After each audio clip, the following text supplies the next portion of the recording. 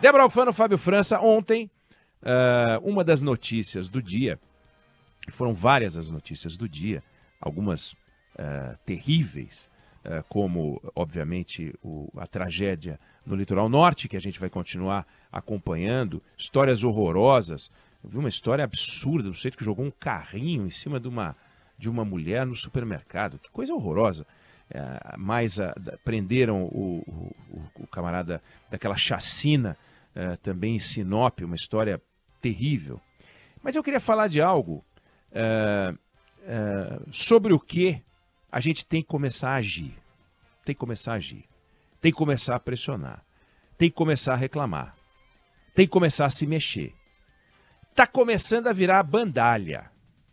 E bandalha do pior tipo, que é a bandalha travestida de defesa de valores e princípios de democracia e o diabo. Que é esse absurdo dos deputados terem direito a 40 pila, 40 conto, 40 mil reais de auxílio mudança no início e no fim da legislatura. Então agora você tem os que saem, você tem os que chegam, você tem os que ficam. Todos recebem. Os que saem, os que chegam e os que ficam. 40 mil reais. É um cálculo tão arbitrário porque é um salário, não é um custo. Olha, eu estou mudando de Goiânia para Brasília. Sabe quanto deve custar uma mudança de Goiânia para Brasília? Nada. Depois é o seguinte, esses caras, eles não é que eles fazem e vão morar em Brasília e muda a família inteira, não. É o apartamento funcional deles lá, que tem móvel, bota os móvelzinhos ali, uma mudança que tem um custo que varia conforme a distância, varia conforme a quantidade de caixas que vai ser levado. Mas assim, uma mudança custa 5 mil, 6 mil, 7 mil, 8 mil, mudança interestadual. Depende da quantidade de coisa, 10 mil, 12 mil, 15 mil. Mas não, é um múltiplo de um salário, entendeu? É um múltiplo de um salário, é um salário. No começo e no fim. Então eu pago a tua mudança na ida, pago a tua mudança na volta. Então eu te dou 80 pau por legislatura. 80 mil reais por legislatura. Por quê? Porque eu quero. Porque eu quero. Aí, a gente já discutiu isso aqui, mas é sempre bom lembrar, relembrar. O deputado ganha lá o seu salário, 39 conto. Aí ele tem uma cota para o exercício da atividade parlamentar. É tão institucionalidade que tem um nome, CEAP.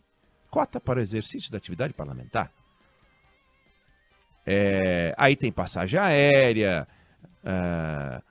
O camarada que é representante do Distrito Federal recebe cota para o exercício da atividade parlamentar menor que o de Roraima, mas recebe.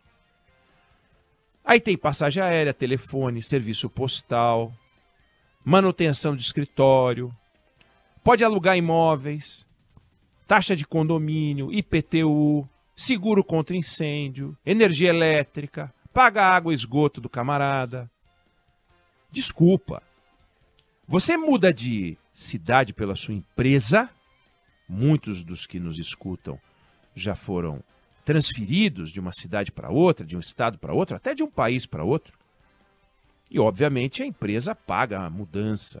Agora, peraí, o salário do cara serve para quê? Você paga a passagem aérea, e não é passagem aérea a serviço. Não é passagem aérea a serviço. Uma coisa é, o deputado vai para uma missão, discutíveis missões, né? Ele vai para uma missão para acompanhar de repente, uma diligência qualquer por uma CPI no interior de um determinado estado. Obviamente, ele está indo a trabalho, não está indo passear. A Câmara paga. A Câmara paga, não está nesses benefícios individuais. Não, mas passagem aérea para voltar para o estado dele. Por que ele volta para o estado dele se ele mudou de lugar? Porque ele mantém a base dele, com a casa dele, em geral com a família dele, os filhos dele, às vezes a mulher ou o marido que ficam na base, porque é um deputado, não é que você elege, bom, aliás, que não tenho ideia, né? Aliás, que não tenho ideia. Você elege o marido, a mulher não vira deputada. Você elege a mulher, o marido não vira deputado. É capaz de alguém apresentar um projeto. Vamos fazer diferente? Vamos. Se o marido for eleito, a mulher vira deputada. Se a mulher for eleita, o marido vira deputado. Daqui a pouco vai ter. Capaz de alguém já estar pensando nesse projeto. Aí, como são marido e mulher, mas são 2 deputados, 2 mudanças. duas mudanças. Mais 40 pau para cada um. Aliás, tem isso no Poder Judiciário, né? Auxílio moradia é para 2. Os 2 moram juntos, os 2 têm auxílio moradia. Bom, tinha isso até outro dia. Aí tem alimentação do parlamentar, tem fretamento de aeronave, de carro, mas só até um limite. Só pode gastar até 11, 12 mil reais por mês de fretamento de aeronave. Ah, catar coquinho, pedágio, estacionamento. Pode alugar barco. Aí também tem a cota de combustível, também tem a cota de lubrificante. Aí tem serviço de segurança, consultoria. Sem falar, pode contratar 25 pessoas. Vem cá, 25 assessores? 25 assessores? Para que 25 assessores? Realmente um deputado precisa de 25 assessores? O plano de saúde deles é do melhor que tem. Você pode ir para qualquer canto, a qualquer hora, qualquer lugar, fora com acesso a avião, o diabo. Então, vem aquela discussão, sem falar do resto, né, gente? Cota para gráfica. Tem cabimento ter cota para impressão, sendo que o mundo está online e eles ficam podendo fazer livros, panfletos, papelucho. Aí vem aquela discussão. Não, pera, gente. Democracia tem preço. Democracia custa caro. Democracia não é algo que você possa simplesmente ficar quantificando. Como assim? Quer dizer, então, que se a gente economizar, a democracia brasileira vai ter menos valor? Ou seja, a democracia está no pagamento do auxílio moradia? Porque os deputados ficam incomodados, os senadores também ficam incomodados quando entra nesse tipo de discussão. É uma discussão que passa pelo fato da gente ter 3 senadores por estado, quando deveria ter 2. Por que precisa ter 3? Por que precisa ter 3 senadores? Não tem uma explicação. Tem porque tem. Não vamos botar 2, porque é sempre uma vaguinha a mais. É uma vaguinha a mais, é mais carguinho, é mais dinheirinho, é mais cotinha, é mais ajudinha.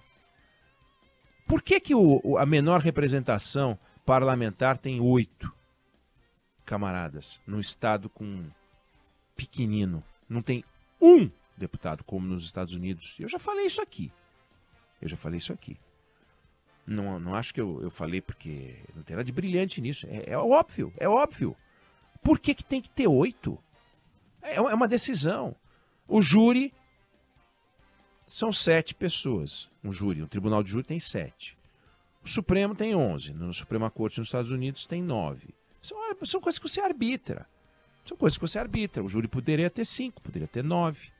Só que o jurado não é funcionário público, não é remunerado, não é nada.